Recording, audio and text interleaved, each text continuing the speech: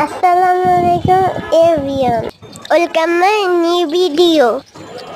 আজকে আমরা রান্না করব বেগুন দিয়ে ইলিশ মাছের ডিম।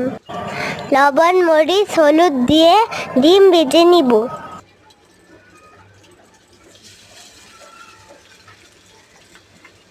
আপনারা অবশ্যই ভিডিওতে লাইক, কমেন্ট, শেয়ার করে দিবেন আর ইউটিউব চ্যানেল করে দিবেন।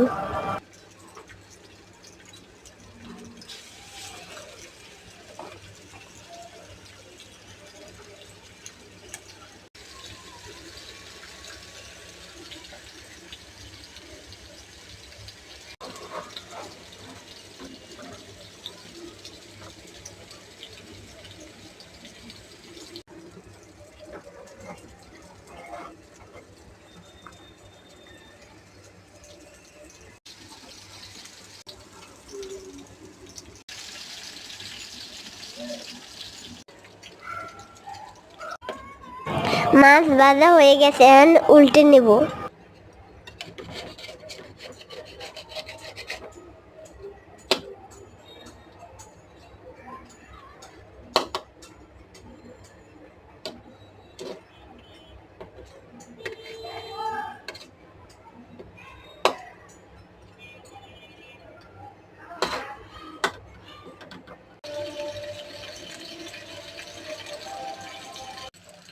ভাজা হয়ে গেছে, আর নামিয়ে নিব।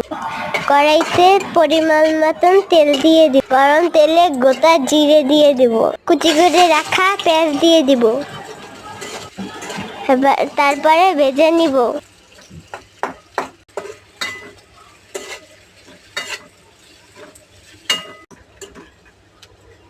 ভাজা হয়ে গেছে, সামান্য পরিমাণ পানি দিয়ে দিব, মরিচ দিয়ে দিব,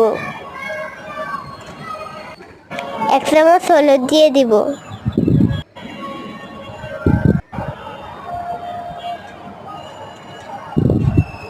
স্বাদ মতন লবণ দিয়ে দিব।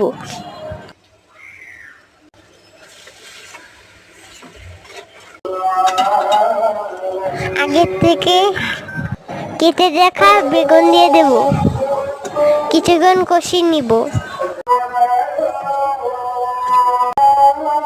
কষানো হয়ে গেছে, পানি দিয়ে দিব।